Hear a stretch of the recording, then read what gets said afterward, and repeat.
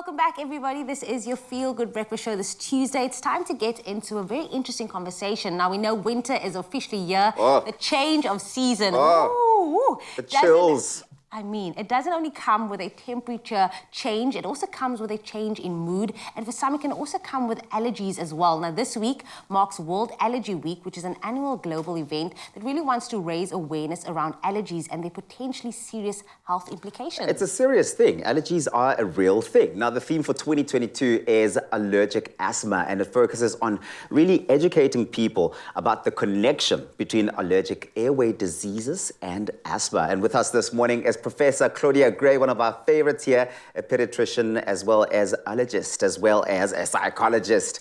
Joining us on the panel to discuss this one, Clint Maggot, who'll tell us more about seasonal affective disorder, which I didn't know till today was an actual thing. Right? Right, it's an actual thing. Now, we're asking you at home, do you suffer from allergies? Does the change in season affect your mood? Let us know. WhatsApp us on 063-408-8863 for those voice notes. Good morning to both of you. Thank you so much for joining us on our panel. Professor, I'll start with you. What exactly are allergies? Yeah, so allergies are, I always say it's a bit of a blips in your immune system. Your immune system's made a mistake in deciding what's safe and what's not safe. So allergies are a reaction to something that really should be tolerated by the majority or the entire population. So if you have a food allergy, for example, you eat peanuts or egg or milk and you have a violent reaction to it, potentially dangerous, but most of us shouldn't react to those things, so the immune system has got it wrong. And equally so, if you're allergic to an environmental allergen like house dust mite or grass pollen, you breathe them in, your body reacts, lots of chemicals are released, they cause swelling, they cause itching, sneezing, a blocked nose, and even a tight chest. So an allergy really is a mistake in our immune system. It shouldn't be happening. Now, here's the thing. Why do some people suffer from it and some people don't suffer from allergies? Are they God's favorite and the others like not God's favorite? I won't ask you two if you have allergies or not then in that case. It's very complex, and more complex than that. Like many things in medicine and probably also in psychology, there's a genetic component and there's what we call an epigenetic component, so influences above the level of the gene.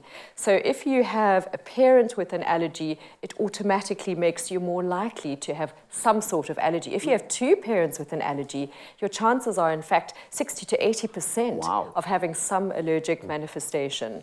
But then on top of that, you'll see environmental influences, the timing of introduction of foods, the timing of exposure to environmental allergens, pollution, nutrition, antioxidants, antacids. There are many other factors which modify your genetic potential, so to say. And your likelihood, right? Professor Clint, you've got to tell us here, when it comes to the theme for 2022, I mean, of course, we know that you're focusing on allergic airway diseases. Asthma is one of them, but I didn't know there was a whole range of them and that they're so common. Sure. So I don't know if you want to speak to asthma. Well, I think Clint is the psychological aspect of all of this. Okay. But that's no problem. I'm one of God's unlucky people. I just you and I I'm quite interested to find out, but I'll speak to the psychology. Well, maybe you can clarify it for us. Is there a whole range and a whole spectrum of them, and are they all equally common? Are you talking about allergic airway disease? Yeah. So that's the theme of World Allergy Week 2022, looking at allergic airway disease and helping us understand that actually there's a united front between the upper airway and the lower airway. So we, in medicine, in psychology, in all medical things, nowadays things are so super specialized that we like to look at the nose, the ears, the neck, the chest separately. But in the world of allergies, we need to understand that they're all interconnected. So for example, if you have an allergic nasal disease, allergic rhinitis, you breathe something in that doesn't agree with you and you get swelling and itching and sort of the layperson's term is hay fever or sinus. If you happen to also have a twitchy airway, you breathe an environmental allergen, or you become emotional, or you're running, and your chest pulls tight. Immediately, almost, really. Sometimes. But the point is that the whole airway is interconnected from nose all the way down to our bronchial tree. Wow. So we shouldn't treat an airway part in isolation. For example, an asthmatic, if they're struggling for control, we always have to say, how is your nose? Is it itchy, sneezy, runny? And treating the nose is a very vital part of treating the chest. And that's why the theme is united airways. So actually, even though we say it's an upper respiratory allergy or a lower respiratory allergy, the one influences the other. So we always have to look at this whole allergic tree. And I always say, guys, where does your chest start? It starts here in terms of control. And Professor, what you're saying is that there's a lot of medical changes coming in this season, but there's also a lot of mental impact and changes when it comes to this. Seasonal affective disorder, what does that mean in a broader term? So basically it refers to, we notice that mood changes tend to occur with also the change in season, and typically a reduction in kind of daylight hours. So it gets colder in winter, there's less sunlight, and we notice that immediately our mood kind of changes. So basically, it used to be a specific or unique disorder. So when you refer to seasonal affective disorder, it's no longer categorized that way. We kind of see it as part of a depression or part of a bipolar that usually gets kicked off or kind of made worse because of a change in season. So, Clint, is seasonal affective disorder something that happens only in winter when it's cold and we all just want to be in our blankets? So typically it will happen in winter. It's really got to do with, like I said, the kind of daylight hours. Some people get triggered in summer, but normally we're talking about kind of autumn and winter. And so what you will see really is like kind of people's, moods get lower. There's typically an increased need for sleep, so people want to sleep all the time. Your appetite goes up. Yeah, we're all suffering from it, actually. And there's an increased craving for carbs. Comfort food. Yeah. But again, it sounds like it's every single one of us, because winter comes, you are unproductive. How do you know that you have seasonal affective disorder, or you're not just an unproductive person in winter? Because honestly, I do not want to get out of my bed in the morning. I just want to stay in bed at all, and I want carbs all the time. So how do I know that I have seasonal affective disorder?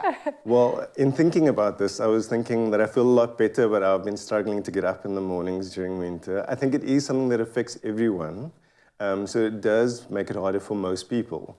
But what distinguishes, obviously, when you have a disorder, whether it's just something that all of us are affected by, is really whether it impacts your functioning. So the difference for me is really, we're all going to struggle, it's going to affect all of us. But if you're somebody that already has depression or is already suffering from bipolar, this kind of makes it a lot worse, right? So you're already kind of getting that extra effort. And then your mood's going to drop a lot lower.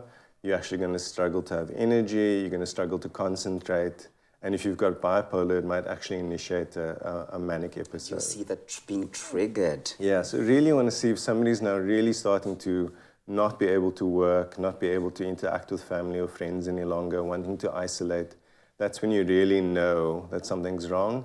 And typically when they've lost kind of pleasure or interest in kind of things that they used to, they've lost their joy. Yeah, that's kind of how we know someone's depressed, is when things that they normally would enjoy, they kind of stop doing that. And if their mood is consistently low.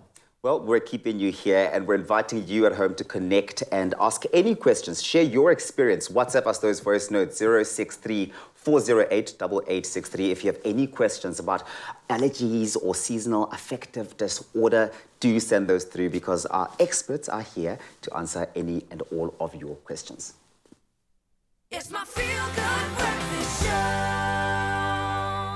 Welcome back, everybody, to your Feel Good Breakfast Show. We are, of course, continuing our discussion this morning on World Allergy Week, as well as seasonal affective disorder. Now, Professor Claudia Gray, a pediatrician and allergist, as well as psychologist Clint Maggot, are still with us to chat about these two very important topics, especially at this time of the year with a change of season. Yes, winter is officially here. We are dreading it. However, we are still asking you at home, do you suffer from allergies? Does the change in season affect your mood? Please do WhatsApp us your voice notes to 063 408 8863. We do have the panel to answer any of the questions that you might have for them.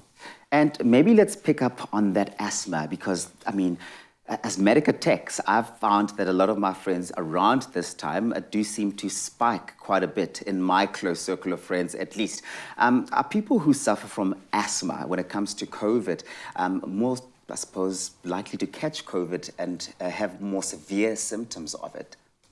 Okay, so that's about 6 questions in one.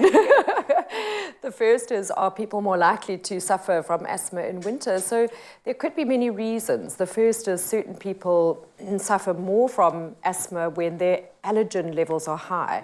So for example, if you're a house dust mite allergy sufferer or a mold allergy sufferer, those levels actually increase in the autumn and the winter of those allergens. So, and we close our windows and our doors and we bring out our fluffy blankets, and certainly that can trigger allergic rhinitis and more asthma.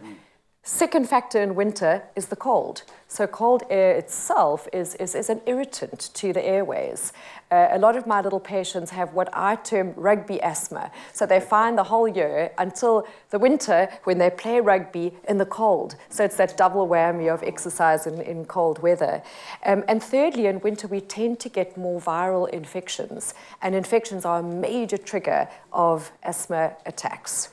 We talked about COVID and asthma. So at the beginning of the COVID pandemic, I cannot tell you how many letters I had to churn out every day saying, little Johnny has asthma, he's at risk of COVID, please, can he learn from home? But actually that didn't bear out to be the truth. So well-controlled asthmatics and people with well-controlled allergic rhinitis are not at greater risk of getting COVID or getting COVID severely. But as with any other disease, if it's poorly controlled, including blood pressure, diabetes, and poorly controlled asthma, it is, of course, a risk factor with any virus. But if it's well controlled, there were even some studies showing that asthmatics and people with allergic rhinitis have fewer of these ACE2 receptors to which the COVID virus likes to attach. So it might even be a little hidden protection. Sorry, asthmatics, you can't use that one as an excuse anymore. We do have a voice note. Yes, this one is from Danielle from Cape Town. Let's take a listen to it. Good morning, Expresso. Loving the show this morning. Very interesting topic about the allergies. My son was born with allergies, egg white and milk, any dairy products, and peanuts. He outgrew the allergies for for egg white and milk and dairy products, but his pediatrician said he'll have a peanut allergy for life. So how does that work? How's that possible? Thanks, Danielle. Very interesting question there. Yeah, so although our focus this morning is actually on allergic airways disease, there's not a problem in diverting because many people with eczema and asthma, especially children, could have intercurrent or concurrent food allergies as well. We call it what we call the atopic march. So you almost march from one allergic disorder to the next. So especially our kids with early onset eczema are at greater risk of food allergies for very interesting reasons. And the most common allergies across the world are cow's milk, egg, wheat, soya, peanuts, and all nuts and seafood. So your child has 3 of the more common allergies, so that's not a surprise.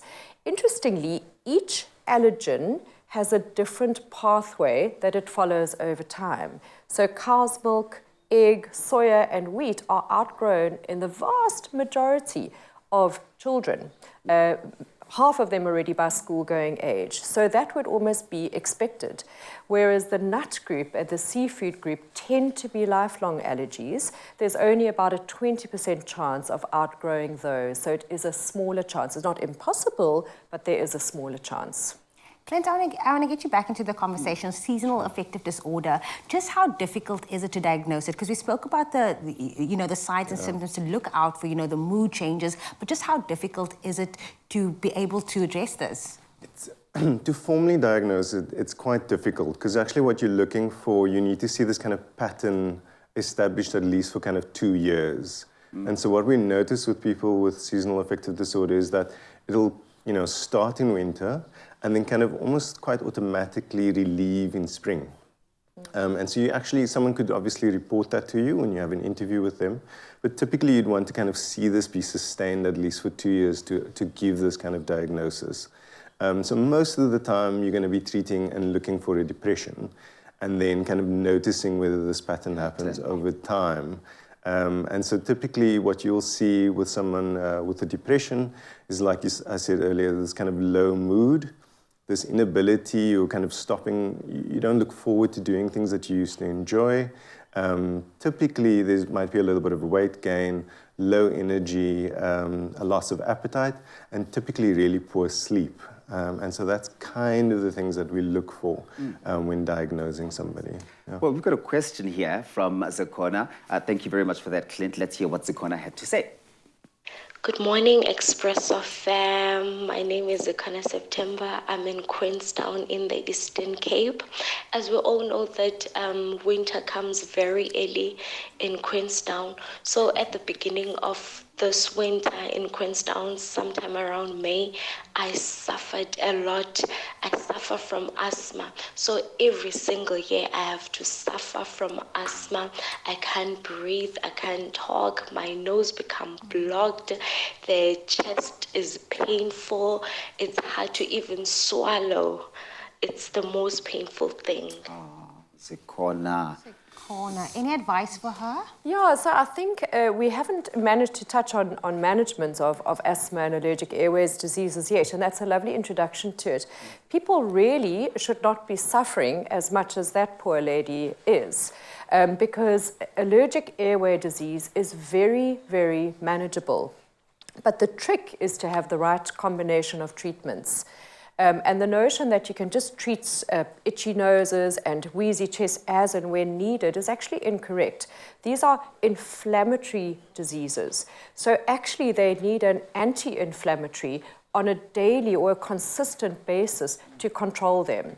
So for asthma, we have our pumps, our controller pumps, which are often corticosteroid-based, and nasal sprays, the same. But people need not be worried about that, because that steroid goes to the chest of the nose and stays there. It does not get into the system in meaningful amounts. So there's a lot of stigma about those treatments, which is completely and utterly unnecessary.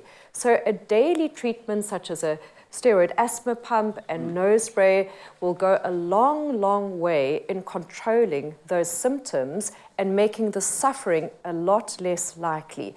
And anticipate. So if you know, oh, my airway diseases are mainly seasonal, they're worse in the winter with the cold or the dust mite levels, then start your medicine at least a month before, so that your body is prepared and set up and ready to fight the allergens and the cold air and the rugby asthma and et cetera, all those things that could trigger your airway diseases. And before we wrap up, Clint, how do we make sure that we stay mentally strong when dealing with all of this that we're chatting about? Because it can be so stressful. If you have, like what that lady was saying, Zakona, all of that suffering must obviously, affect you mentally and psychologically in that way. Yeah, so we know that if we don't treat kind of physical illness, it's definitely going to affect your mood over the long run. So definitely, this kind of treating any kind of illness, particularly allergies and those kind of things, you want to make sure that you manage that.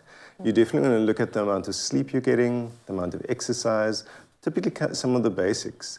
So even though seasonal affective disorder actually makes you want to eat more carbs, we know that eating a lot of carbs and eating also in a binging kind of uneven pattern also really has a bad effect on your mood. And typically, again, you want to kind of preempt this. So you want to start early, knowing it's going to come. Make sure that you get enough sunlight, and make sure that you're still kind of out there and exercising and being in the sun whenever possible. I definitely want us to, speak more about treatment options. However, we're still asking you, do you suffer from allergies? Seasonal affective disorder is what we're speaking about today. Do ask us any questions. That number is 068 408 8863. We'd love to hear from you. It's my feel-good breakfast show.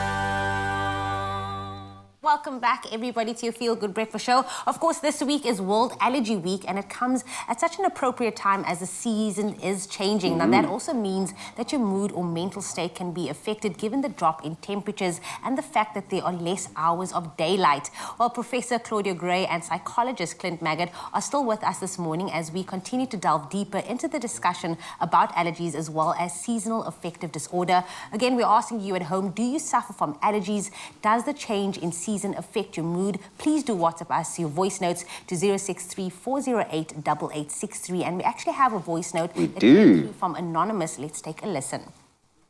Good morning. If you're suffering from allergies and you are also on an antidepressant, is there a correlation between the effectiveness of the antidepressant pills and your sinuses and allergies? Because I feel like my antidepressant's not really effective at the moment. Or am I imagining this? Clint, what's happening in this situation? Thank you, Anonymous. So typically there wouldn't be an actual interaction between, the kind of medication that you might be using for allergies and then an antidepressant. But what we do know is that if you've been on kind of a stable dosage for a long period of time and perhaps it's working for you, it might just be that there's been a change, right? So it's not so much that the medication is not working, but the actual stress on the individual's increased. So it could be, like we've discussed this morning, the change in season and kind of what comes with that. It could also be that around this time of year, it's the middle of the year, it's exams for kids, it's kind of, we all needing a bit of a break. Yeah. So it could be that's kind of affecting the kind of effectiveness of the antidepressant. And what I would recommend the kind of viewer to do would be to go back to their psychiatrist or GP and kind of mention this, and they can usually adjust the dosage or kind of look at it and adding a different treatment such as psychotherapy. And that's the best way to go about it, see your doctor, I suppose, as opposed to just kind of like going with the flow. Yeah, I mean, ideally, you don't want to, you can try some things that have maybe worked in the past. So often we kind of look at what people have kind of worked for them as an individual. So maybe exercise works for somebody, or speaking to a friend, or reaching out to people. But you definitely don't want to stay there too long in a kind of I'm just not sure what's going on state, because it's just typically going to get worse. And so you really want to reach out and typically go to see a professional. But this is where we speak about treatment plans, knowing that the viewers are not alone. Allergic asthma, how can this be treated? Yeah, so I think we've mentioned quite a lot already that the best way to treat allergic airways disease is anticipatory, not just reactively, but proactively or prophylactically. And we've got fantastic asthma and allergic rhinitis treatments available, and they're available to everyone throughout the country, in every single clinic in South Africa, in every single hospital. And the mainstay is a daily anti-inflammatory. So for asthma, an anti-inflammatory pump that's inhaled. We have several different devices. We modify the devices for children and use spacers, for example, so that they can breathe it in more easily. For allergic rhinitis, our basic treatment, our best basic treatment is actually an intranasal corticosteroid spray on a daily basis. And then you have your rescue treatment when you're feeling itchy and sneezy or tight, and the rescue treatment acts quickly. So an antihistamine, for example, acts quickly if you're not feeling great. You can use it on a daily basis too, but if you need an extra boost, you can take it. It'll act rapidly to help your nose symptoms. For the chest, we have inhaled what we call bronchodilators, which quickly relax the smooth muscle in your airways and act quickly to relieve your chest if you're feeling tight. But I must just emphasize that only using a reliever is not good. You need that daily anti-inflammatory to almost strengthen your chest and make it more resistant to insults such as exercise or cold or breathing in allergens. I also just want to reiterate to the viewers that we've got some wonderful resources in South Africa. We've got the Allergy Society of South Africa. We've got the Allergy Foundation of South Africa, which is www.allergyfoundation.co.za. there's some excellent resources on there which are very patient friendly. Yeah. And there's also lists of practitioners there who are specialized in allergy. So the resources are available. And you could look at the South African Anxiety and Depression Group as well when it comes to how it's affecting you on a psychological level. Thank you so much, Claudia. Thank you so much, Clint, for joining us for this conversation. It's been absolutely fantastic. Do continue to send those voice notes through, though, as we continue this chat on 063 408 8863.